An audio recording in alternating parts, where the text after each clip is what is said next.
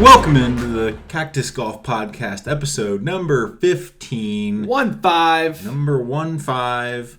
Back here on January 10th. I don't know. Probably going to listen to this in a day or two, but it's January 10th we're recording. So, that's episode right. Number 15. We got basically a full episode. This is what you're going to see for the next couple months, what we did, when we had the normal tournaments going on. So we got a quick little segment at the beginning. Sentry recap, the recap of the last week's tournament. We got our preview of the upcoming tournament this week, and then betting corner. So that's what we got this week. That's what we're going to have for the next couple. And an interview, yes. And an interview at the end. So that's what you're going to see most weeks. So that's what we're going to get into real quick here. You got anything right off the bat? No. It's I'm just really excited for betting corner. Oh, yeah? So let's just speed up and let's just get there. All right, so let's pass all this nonsense. Let's get right to betting corner. So something that happened today, the last couple of days, a little exchange. Everybody knows. I assume everybody knows Paige Spiranek. I'm sure. Everybody knows. Heard of her, seen her. Kind of seen her out and about on Twitter, Instagram, something like that. Maybe TikTok or something. Cracker Jack's driving range. She was posted there before. So I'm sure most people have heard of her, but she got a little kind of back and forth with this. I'm going to call him a character on Twitter the other day. Nick Adams, an NPC, non-playable character, like a video game, like just a character. Go ahead, just keep continuing. I don't play video games. Sorry. I don't either, but I'm no pop culture, and not pop culture. I don't even know what I'm saying. Just keep going. So Nick Adams, whatever, Nick Adams. We'll edit that out. Okay, it's okay. No, I'm not editing anything. Nick Adams on Twitter came out with just kind of a dumb tweet, but like I told you, I don't think you've seen him before on Twitter. I've seen him before. He kind of posts stuff about sports and stuff, but he's a parody account basically. Got it. He's verified. I didn't check to see if it was Twitter Blue or not. If he pays for it, if he's actually... I don't know on Twitter. So but I'm going to go check real quick. But he's basically a parody account. Whether he's verified or not, he's a parody account. And he makes dumb stuff up, dumb tweets. And they got in a little back and forth. And so his name on Twitter is Nick Adams, parentheses, alpha male. And so they get in a little bit back and forth. Alpha male. Jesus Christ. And he basically says that girls need to be on a par 3 course set aside for them because they're slower and to clear the golf course up for everyone else, basically. Which obviously she's like, back and forth. She's like, well, I'd drive you all day long, blah, blah, blah. But then she tweets the last part of the exchange. You saw this, right? Yeah. Right. Yeah. So again, his name is Nick Adams, alpha male. She said, I should change my name to Paige Spiranek, Alpha Jugs. Jesus Christ. And it's a beautiful exchange. I mean, Twitter is free, and I love it. It's great. But the bottom line is, if you see this guy, Nick Adams, it's a parody account. Don't take it seriously. I see way too many people take it seriously. Yeah. It's bad. Because they, get up. She did a good job of, just handling it. She just made a joke of it, which is what you should do. It's not serious. People take it really serious. Don't take it seriously because it's not serious. It's somebody just making a parody account and trying to get attention that way. Yeah. So, if you see it, you can interact with it, but no, it's a joke. Yeah. But, that's the thing, too. That's a problem with, Twitter or just social media in general is you don't know if the person's actually kidding or not. You might have to do your own little research and go on the person's account and see other tweets that they've had or other exchanges that they had on social media to see if they're just constantly going at people with stuff. You can tell they're always trying to provoke that conversation going on, So, but if you're, I don't know, that guy's, he sounds like I'm glad he was kidding because that's, he reminds me of the alpha male thing, and then the whole conversation about separate courses for girls is Andrew Tate. That's exactly what that sounds like. Alpha male, yeah. So I'm almost curious if he's a big or it's a parody account where he got the inspiration for that. Yeah, you know what I'm saying? Because all of his characteristics in his tweets and even the parentheses alpha male all just fit exactly in with. So I knew he was fake because I just went through his profile when I saw one dumb thing. I was like, okay, wait, this is lunacy. Yeah. So I went through his profile one day. And I was like, okay, these are obviously, this is ridiculous. So, for an example, to show you that he's obviously just ridiculous, this was a tweet from the other night when TCU was playing Georgia. Mm-hmm. So he said, I think TCU, Texas Christian University, I don't know if you knew that or not. Yeah, I did. So TCU, I think we need to talk about the NCAA's extreme bias against Christians. what happened to Texas Christian University on live television tonight was an abomination. So, like, come on. Yeah, he's obviously, it's a parody account. Yeah, some things aren't quite as obvious as that, so people get tripped up. Correct. That's the problem. Correct. No, that's hilarious. But like, let's really quickly talk about Paige Spiranac real quick. Okay. Because, like, most people who like are in the golf space know who she is. Or you're not, if you're not in the golf space, if you just like see her on social media, you're gonna stop because of you see her. Yeah. So, but like, I never seen her in person. I never met her before. So I don't know. All I see is like what she posts on social media, right? And she talks all the time about how she hits like 300+ yard drives.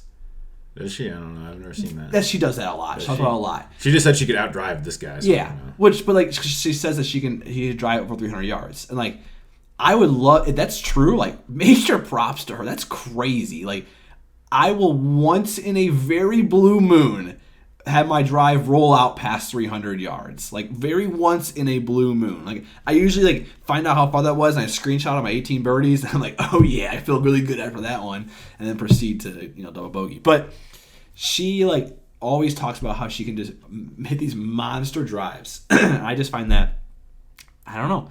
I want to call BS on that because there's people on the tour that barely even hit over 300 yards. Yeah.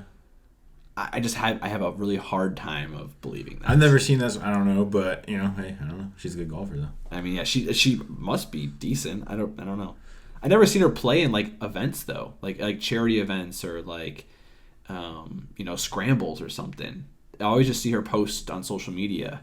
So like she just posts whatever she wants. I'm sure she gets more money from those than events she does. Yeah, but I'm sure like it would be nice to see her like an actual like a charity event or something like I don't know. I just want to see how she actually plays. I have a hard time believing people that just post on social media and just post the clips. I mean, I can do the same thing. I can go to the driving range, record 5 swings, everybody does. And then just crop the video to only post the one that looks good. Well, that's what everybody does. 100%. Like 100%, unless you're making a video about like having a bad shot. But like, I just have a hard time believing someone unless I see it myself or someone else can validate it. So that's all I want to say. But yeah, that was our first little segment. Just wanted to shout that out because I thought that was funny. And don't take Nick Adams seriously. Yes. Please. So going on, we're going to go to the Sentry recap. A bit of a headline, I'd say we had. Morikawa, Colin Morikawa. Oh, sorry. Joked. Did not end very well. No. So he had a 7-shot lead going into the back 9 on Sunday. And he was going on a bogey-free tournament for 67 holes. Yeah. Bogey-free. And then bogeyed 3 in a row, 14, 15, 16, I believe. Yeah, something like that. And, yeah, John Rahm hunted him down. I mean, it was... He shot a 63, 10 under on Sunday to complete the comeback. It was kind of a sight to behold because I watched that last bit of it and I watched a little bit of the front 9 and then I saw that Rahm was coming back, saw it was close because most of the front 9 was like 7-shot gap between first and second. It's like not much going on here. Yeah. And then I saw it was shrinking. I'm like, okay, I'm going to tune back in. So yeah. It was a good one to watch and end and. Colin Morikawa had a couple chunks that made him look like you or me out there. It was kind of good to see. I like some of these headlines that they were posting. So like this one's one of my favorites. Is Morikawa is the first player in tour history to enter the final round with a 6+ stroke lead, shoot under par, and still lose. That's interesting. First player. Enter Sunday. To shoot under par for that round? For that round. Okay. And have a 6+ lead at the beginning of it, and then still lose. That's crazy. Well, I mean, that just shows. Rahm went 10 under. I mean, yeah. So he went ham. It's not like it was a complete. Like you only. I just love again we didn't talk about this before. Is like I just love the headlines. Like he's the first player in tour history to do this. Because like you can there's probably also someone that's like who had a 5-stroke lead instead of a 6-stroke lead. Like so, I think there's headlines like her later. Well, I mean, everything's arbitrary. 100%. But it's fun to see that one. I mean, that's a real stat. There's some bad stats out there that people fish for. That's like still a real stat. The ones where it's like, after he slept on a Tempur-Pedic mattress and went to shoot 7 under and then still losing. Like some of those are dumb. Ridiculous. But I think it just shows, I mean, it's not like it was a complete meltdown. Like, he definitely lost a big lead, but Rahm also just completely stormed back. I mean, that was incredible. And this is another one, too. Like, another headline for Rahm was the last two Sentry Tournament of Champions seasons that he's played the last 2 years of that tournament, he's shot 60 under. Yeah. And he's shot 62 birdies or better. That's crazy, too. He must like Hawaii. I wish he was playing this weekend. But, so for Morikawa's 3 bogeys, he missed par putts of 10, 8, and 7 feet, respectively. So... I mean, not gimmies, but no, 100%. That's what you practice every day when you have a practice mat. 10 feet, 7 feet. I mean, that's exactly what you're practicing every day. I mean, or if you have like a putt out, premium ramp. This is not an ad. I was thinking about that is like you just said like the distances. I wonder if I can pull up the post because I posted that and this was like a while ago, I think. It's going to take me a second to find it. The tournament average, tour average. Yeah. That was a while ago. Because it puts it into perspective of like... what percentage they hit it at. Correct. Like, and you think like like what you said, I have it right here. You think like what you said is like, you're a tour player, you practice all the time, but like, they're still not gimmies, obviously. So what are the distances? 10 feet? 10, 8, and 7. So I got 10 feet is 40% chance.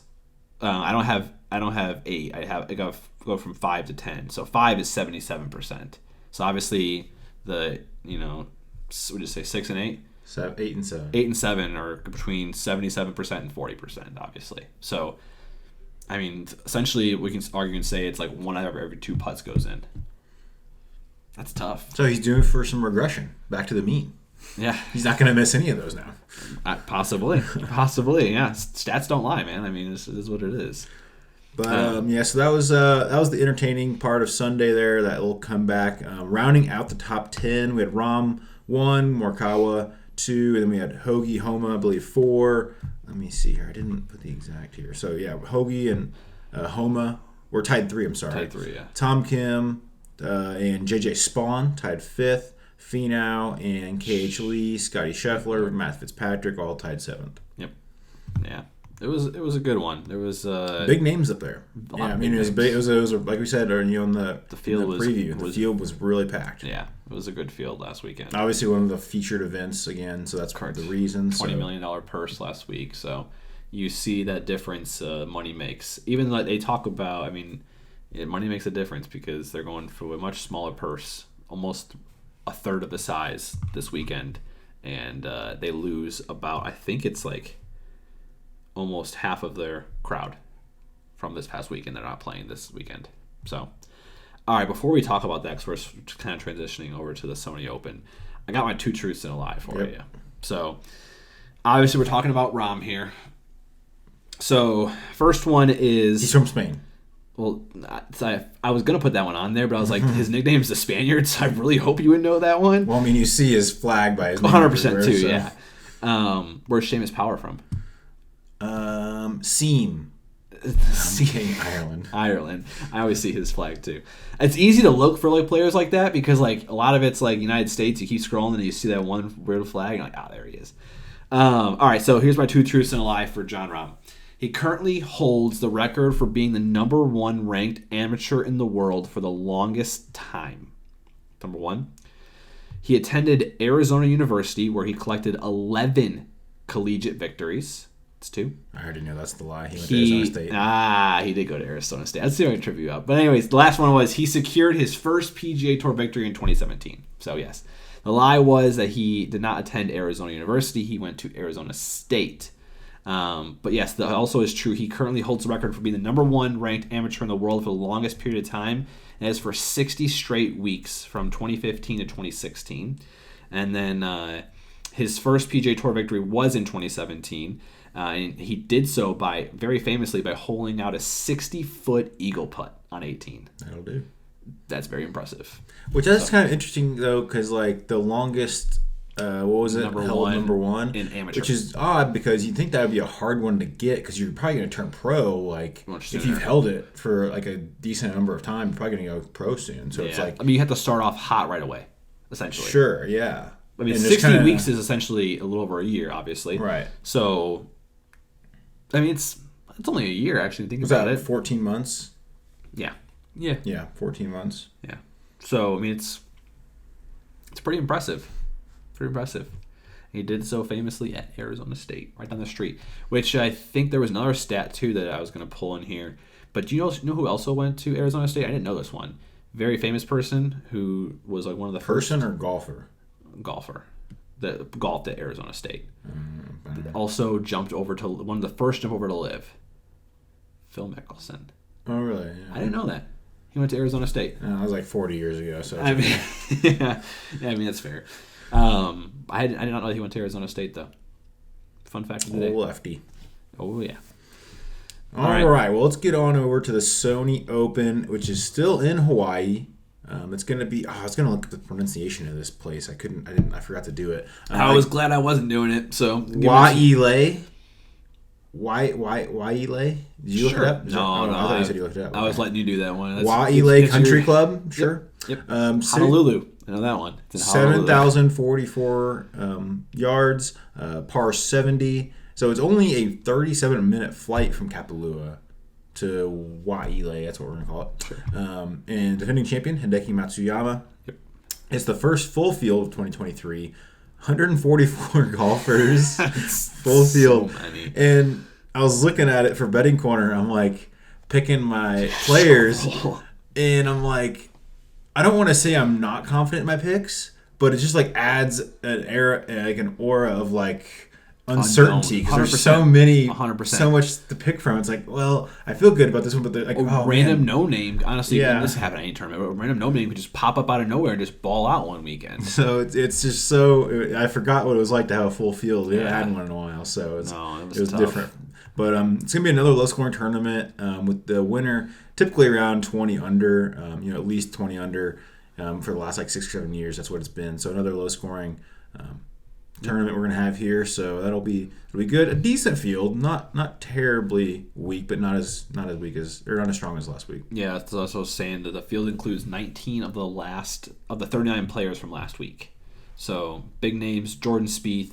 You said defending champion Hideki Matsuyama, and the rising star, your boy Choo Choo Train, Tom Kim. He is the betting favorite. He is. He certainly is. Which I was kind of surprised by that. But, there's a reason he's going to be big this year. Because, I think when Vegas is, like, putting him as the betting favorite, like, Vegas always knows a little bit. I'm not saying he's going to win, but they see him as somebody that's going to be really good this year. Well, yeah. And then also a big name that's looking for revenge is Russell Henley this week. So he was the one that took Hideki Matsuyama into a playoff hole last year, and I think he blew up. He shot like a 6 or a 7 on that hole, and or a snowman maybe, and Hideki Matsuyama shot I think he birdied that hole or something. So I think he might be looking for some revenge after that one, coming back hot. So who's your prediction for this week? Not betting corner, obviously. Just who you think's going to walk away this week? We are going with Corey Connors this week. The Canadian Corey Connors. That name looks very familiar in my bullet line here. So I'm also going Corey Connors, number 34 in the OWGR currently. The reason why I picked him is last year he placed 11th at this tournament, and he just finished T18 last week. He's been in contention. I think his best performance this year was T8 at the QBE shootout. I think he's got it. So I think we're on the same team here. Again, he's somebody I've bet before, I believe, and I definitely have before earlier in the betting corner. And he's really good with his irons, really solid iron player. But I saw last year that he was actually better with his driver than he was his iron plays last year, which is kind of just out of the norm for him. So I think we're betting on, hopefully he can maintain that driver play, and then also just kind of get back to maybe his general form with the irons and put a full game together, and hopefully come out with a dub. I'm hoping so. I agree with you. So Are we ready for it? All right, go ahead. Do your thing. Oh, how the turntables have turned, my friend. Current scorecard. Let's just recap last week. How was your last week? It was minus 100. I shouldn't really talk shit because it's going to come back at me. I was plus 125 last week. So had 2 bets that hit last week. Had the Max Homa T5. He finished T3 like we talked, or top 5. He finished T3 like we talked about. And then Colin Morikawa, I had him at top 5 and he finished second. So I almost hit my parlay. Super close. Yeah. Super close. I had Finau top 10, Scheffler top 5, and they were both T7. So if Scheffler could have just held on a little bit longer. Finau fought his way back into the top 10 too because he wasn't at the beginning of Sunday. Yeah, he was kind of just dilly-dallying around. He wasn't at the bottom, but he wasn't really contending, so he's kind of just out. The year of Finau too, I was really hoping he came back a little bit, but Scheffler, he did not for me. So it was a good week though. Very, very, very. So what's the standings? I'm very grateful for this moment here, and the current scorecard sits at you are minus 307. I am minus 270. Okay, so I'm still only 30 behind. How the turntables have turned. Only 30 behind still. We're good. No, that's not bad. So hopefully this will be another successful week. Obviously, and I hope everyone saw my amazing video that I put up on social media. I had a really fun time doing that. But how many bets do you have this week?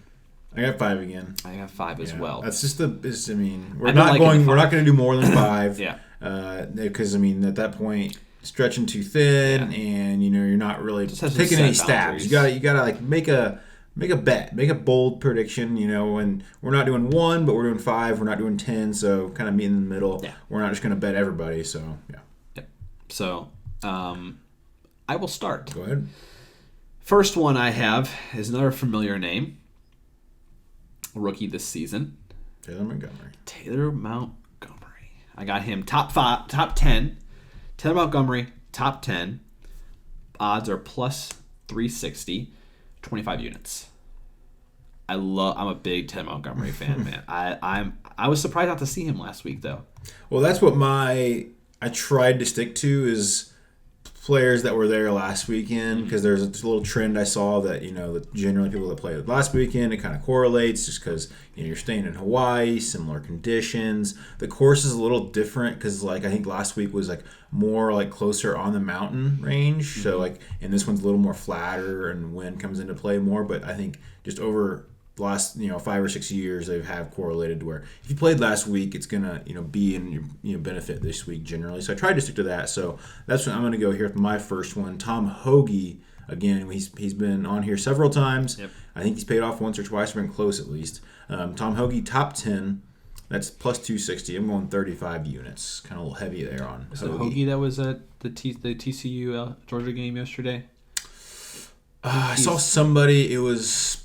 I saw it was Hoge. Was it Hoge? Yeah, I remember a bunch of golfers have went to Georgia, and I saw a bunch of tweets about them, Georgia, and I saw 1 or 2 people from TCU. I can't. Yeah, remember. it was Hoge. Okay. He went to TCU, so he was having conversations. He's got to get some redemption because they laid an egg. He's going to get some redemption here. Yeah. TCU, put him back on the map, get some respectability. Yeah, back. Seriously. All right, my second one, I'm going another parlay. Another parlay, meaning I did a parlay last week. So I'm going Spieth, top 10. Kim, top 5. Odds are plus 915. 15 units. All right. I don't like doing the 10-5 parlays because the window is so narrow. It's very narrow, but the reward is so sweet. But okay, all right. So I'm doing another parlay again. I'm not trying to thread the needle quite as much. I'm going Hideki, top 20, former champ, defending champ. Mm-hmm. He was, where was he last week? I took it off my page. I think he was T13. I want to say. Yeah, he was he had he finished with an eagle, I think, on 18 on Sunday. I remember seeing the recap of it. I think he finished pretty well. I don't remember exactly what it was. Here he was T21, so not terrible, but middle of the pack. But he defending champ. He got little cobwebs brushed off last week. He's played. He hasn't had like a month off like a lot of these golfers that didn't play last week. And then we're going Sung Jae Im top 10. Mm-hmm. Sung Jae Im, he again played last week. He was T13. I got them mixed up. So gotcha. T13 for Sung Jae, and that odd is at plus 400. We won 30 units on that one. Top 20, top 10. Let's go. We were close on the last one. John Rahm, he won. I had him top 10. Trey Mullinax didn't pull it out. I had him top 20. He was like 27, I think. Gotcha. He was like 2 strokes away from hitting. Close. Have any of our parlays hit yet? Well, we did that one. Didn't you do one more as all parlays? Well, did yeah. that one hit? Yeah. Did any of those hit? Maybe. I don't remember. No, mine hit. Seamus Power, Thomas Dettriggs. They were 1-2, remember? I had them top. Oh, yeah, because you were hoping that it was, yeah, I think I remember this. Yeah. I had top 10, top 20. They were 1-2, I think in Bahamas. There you go. My third pick is, we just mentioned him earlier, Corey Connors, top 5. Odds are plus 500, 18 units. Okay. Corey Connors. I like him. I feel like I feel like I've had him on my betting corner a couple times already. I did him in a couple of my drafts I did for fantasy golf for the majors a couple times. I don't know. I feel like I'm always hanging around the Canadian. Fair enough. What's your next one? My next one. So I'm going down the list a little bit here, and we're threading the needle. This one's a shot. Uh-huh. Kurt Kitayama. Okay. Top 5. Oh. Plus 1,100. You were like trying to fit the camel through the eye of the needle there. 10 units on Kitayama. Okay. I mean, that respect. I mean, that's fair. I mean, it's a massive field. It's 55 to 1 to win it. Yeah. And over the last few years, let's see, Hideki was 18 to 1 to win it. Kevin Na a couple years ago, 60 to 1. Cam Smith, 40 to 1 a few years ago. So 55 to 1 is, they've been around there. Yeah. So I'm just going top 5. Yeah. And let's get it. Let's get those 30 units back. Let's get it. All right, my second to last one is the defending champ, Hideki Matsuyama. Top 5, odds are plus 400.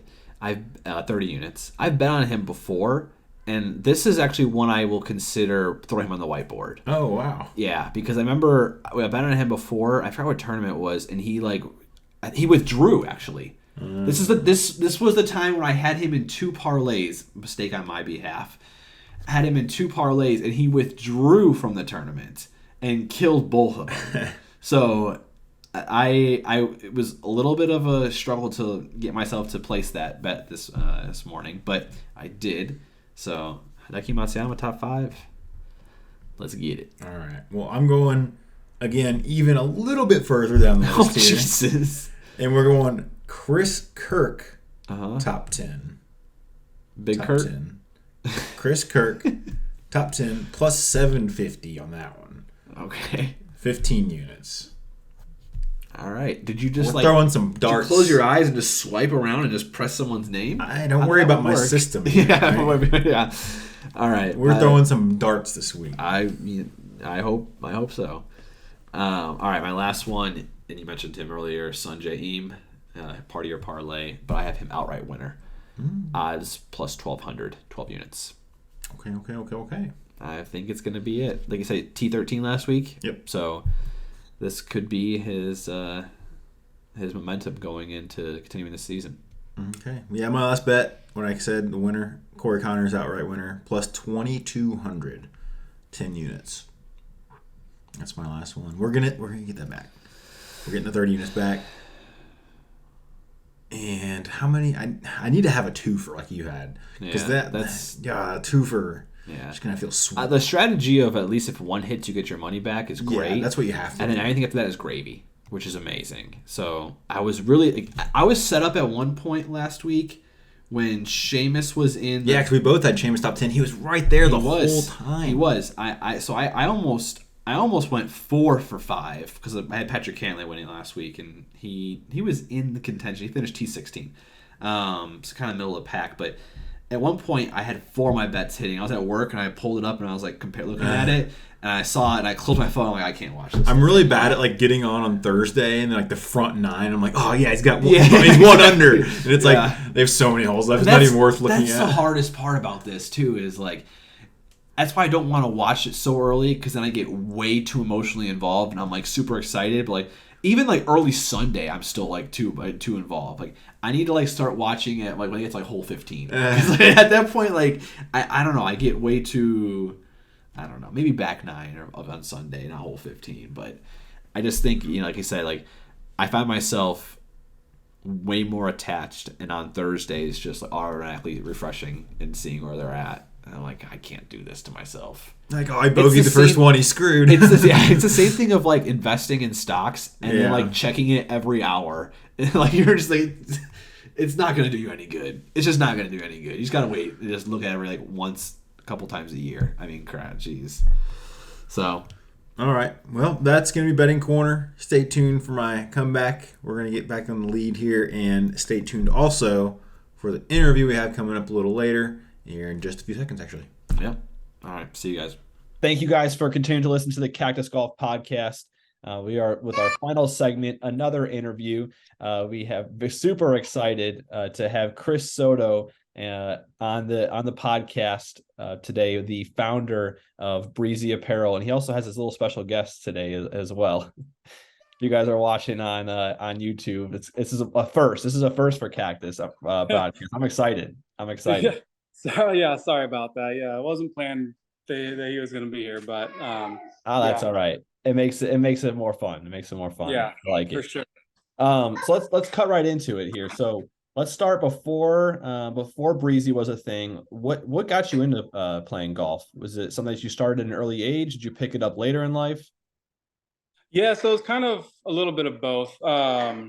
We didn't do much golfing in my family. We always had clubs and stuff, and kind of did for fun a little bit. But probably my grandpa was the one who really kind of got us into golf and was doing a lot of golf with him. And he lived in Milwaukee, and one grew up in Seattle and Chicago. So we didn't see him too much. But during summers, he'd take my brother and I either to the driving range or out golfing and stuff. So we'd get some golfing in there.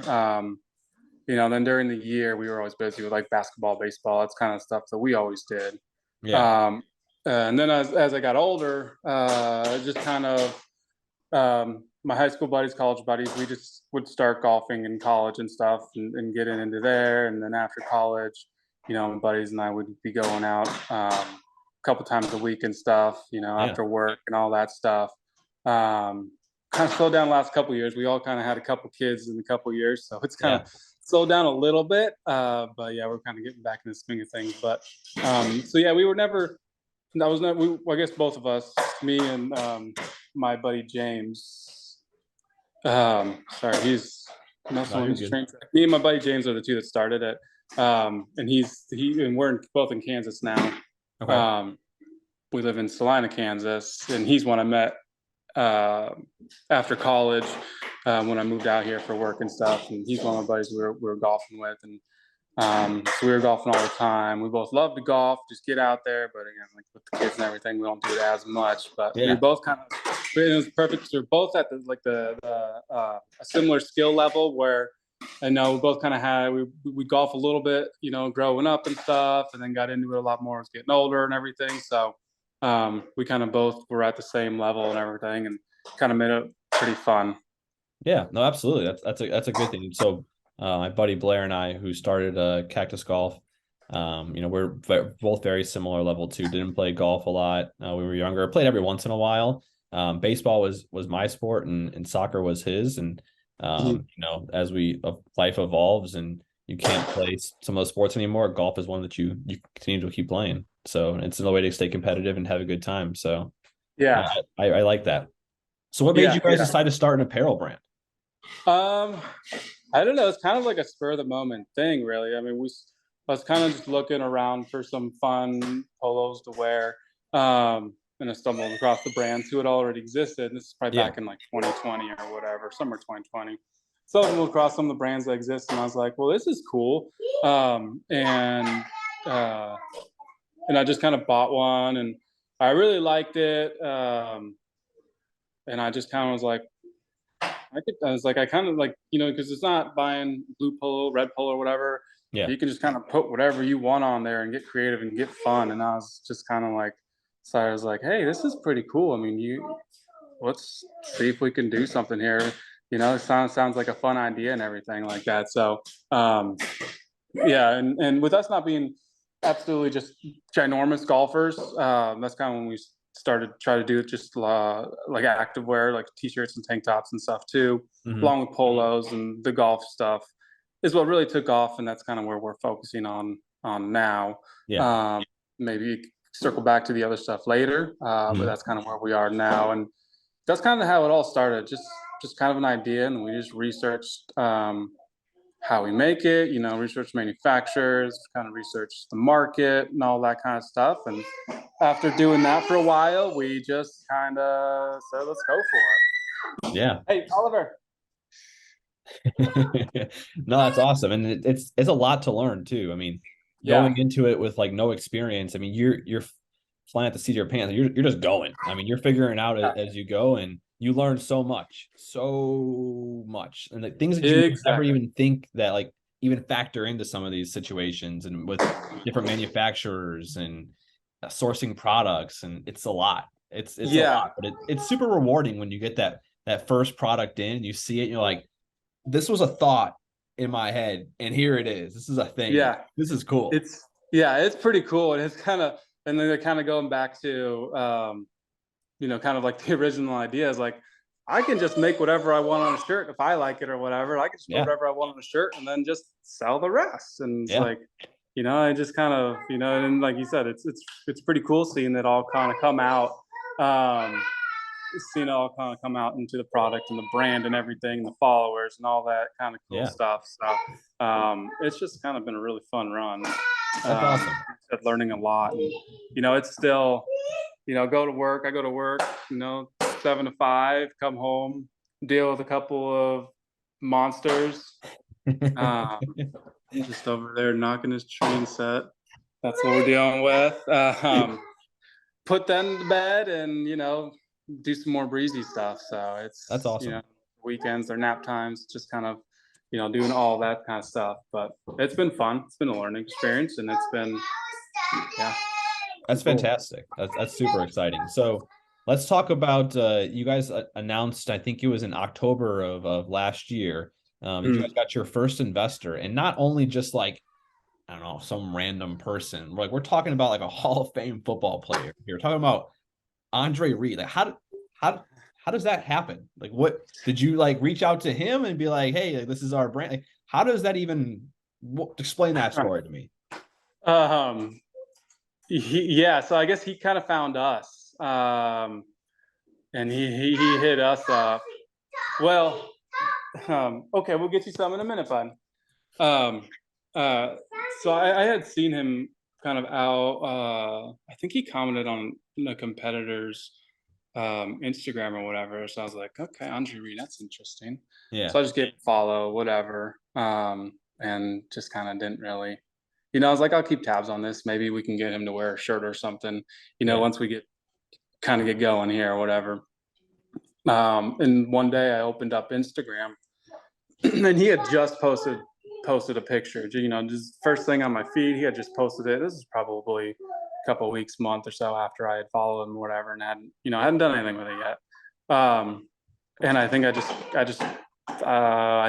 commented the goat emoji on his image, on his picture. I didn't think anything of it. I was like, maybe that'll get his attention, and next thing I know, he hits us up in our DMs, and he didn't fall. He just tumbled. He's just being silly. We're like trolls now. He reaches out in our DMs. He's like, hey, come to my golf event in May. This is like March or something. He's like, come to my golf event in May, a charity event. And I was like, okay, cool. And so we started talking to him and his fiance and stuff, and they were just kind of like, he loves to golfs every day. He loves this style, and you just he's interested in maybe doing. Hey, Oliver. I'm sorry. No, you're good, man. I'm sorry. All right. He's he's interested in maybe doing some investing and stuff like that, and are doing some profit sharing type deals. And so it's like, all right, cool. And all that was kind of on the back burner. First thing was go out to his event, and we hadn't even met him at that time. We've talked on the phone and all that. Yeah. So first thing first, go out to his event, kind of show him what we're all about, Breasy all about, and make a good first impression. And apparently we did. Yeah, I guess so. Yeah, and a couple months later, here we are with him as an investor. That's crazy. That is so cool. Yeah. That's like, that's bizarre. Just happening to stumble up across, like you said, a comment that he made on a competitor's post. So next thing you know, he's DMing you, and like I'd open my phone, I'd be like, oh, EDM. I see, like, oh, what did that just say? Like, I would like. Yeah, I remember I was in a meeting at work, and I did a double take, and I was like, what? All of a sudden, I was no longer paying attention to the meeting at work. No, absolutely not. But yeah, it was crazy. And going to his event, it was all his his football buddies. It was all sorts of MLB, NBA, NFL legends were there. That's crazy. Met Jeff Garcia and Brett Boone. Oh we met who else? Byron Scott. Just a handful of all these people there. It was pretty cool, and they were all just great people. They loved the shirts. They reached out to us afterwards and was like, hey, those are some sweet shirts, and stuff like that. So it was just 5 months being 5 months in the business, because I guess we had launched right January about this time last year, so about January 2021. And it was just crazy. It wasn't 5 months in the business. That's insane. It's just kind of I don't know, some small random brand from Kansas. It's not like we're out there in California in the heart of everything, Arizona in the heart of everything. We're just some small random brand in Kansas, and yeah. Sometimes the stars align, man. That's awesome. That's just meant to be. It's just meant to be. That's amazing. Congratulations to you guys on that. That is, thanks. It was pretty crazy. So, but yeah, they got us in contact with Adam Frazier and Jordan Luplow, a couple of MLB guys. Yeah. And we haven't made an official announcement yet, but we brought them on as small investors as well too. So you want to hear a really fun fact for you? Sure. Adam Frazier is Blair, my business partner. That's his cousin. What? Yeah. No way. Yeah, I swear that's his cousin. So that's wild. That's wild. Because Blair mentioned to me one day that he saw his cousin post something about your brand or something like that, and he showed me the picture, and I was like, "That's crazy! Like, what are the odds? Crazy. Stuff lining up like that." And that's your buddy? My buddy, my business partner in this. Yep, Blair. Yeah, that's crazy. Yeah. Are they pretty? They just saw each other for Christmas. Yeah. Okay, so they're like close cousins then. Yeah. Not cross country cousins. That's pretty. No, they're close cousins. That's pretty funny. So yeah, we brought them on as investors. We originally so Andre's marketing business or whatever. Yeah. They're his athletes or association. They're kind of intertwined with them some way or whatever. So we brought them on. First we did just standard endorsements on their Instagram page and stuff, and then so then they said they were interested in just having a small little chip of it, and it's like, yeah, sure. It's pretty cool. We were down in Texas for my wife's family's vacation. We were down in Galveston area, and I actually, since I grew up in Seattle, I've been just I'm a Mariners fan. And from the time we booked that vacation last February or something, we just I was planning. The Mariners were conveniently in town, and we were planning on going up there. And then also we were associated with Adam, and he had us down for BP and everything, and that was pretty sweet. So then he did it again when he was here in Kansas City, which was pretty cool too. So they're both. I haven't met Jordan in person yet, but he's super cool. Both of them are just super cool dudes. That's awesome, man. That is That is crazy. That's a hilarious connection. I wonder if he knows that, you know, I wonder if he knows that we've been chatting or anything like Who that. knows, That's kind of man? funny. I have no clue. No clue.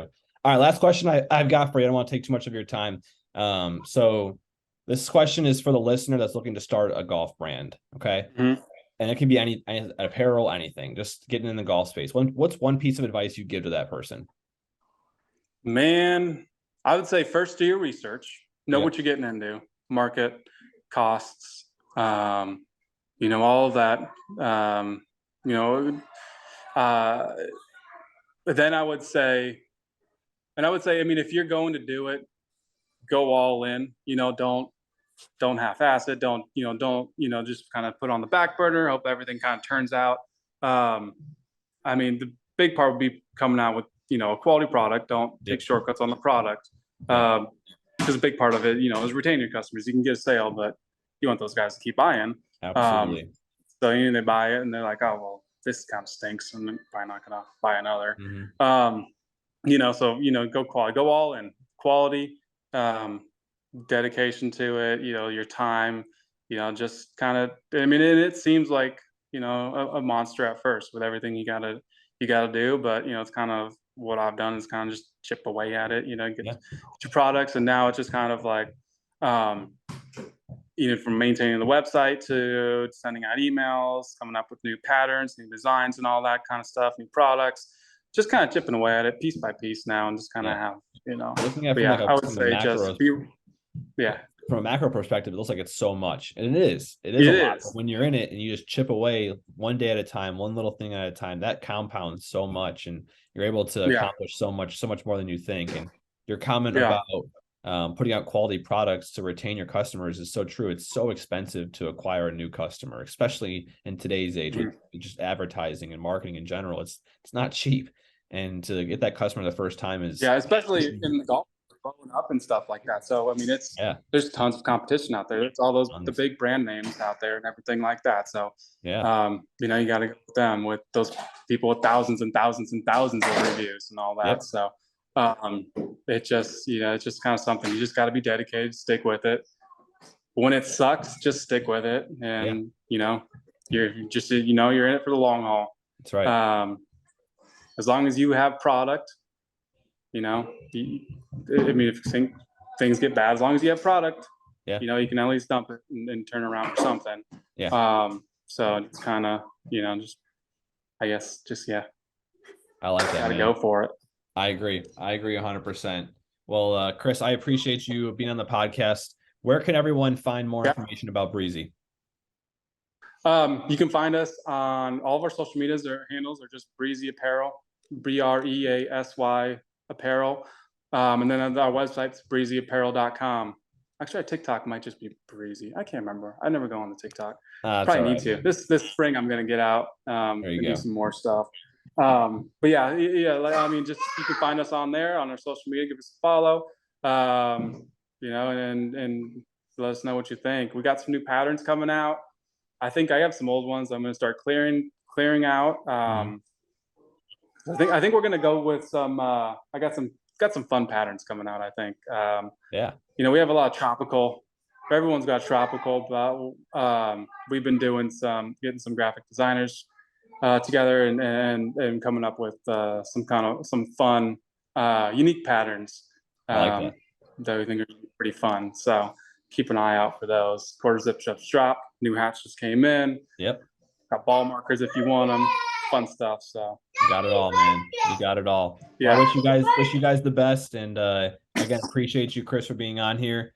Hope you enjoyed your time, and for everyone that's listening, thank you guys for listening to the Cactus Golf Podcast. Please check out Breasy Apparel, and then if you have some time, share this podcast with others. Like, comment, subscribe, follow, leave reviews, do the whole thing. Appreciate you guys, and Chris, once again, I appreciate you, and we'll see you next week, everyone.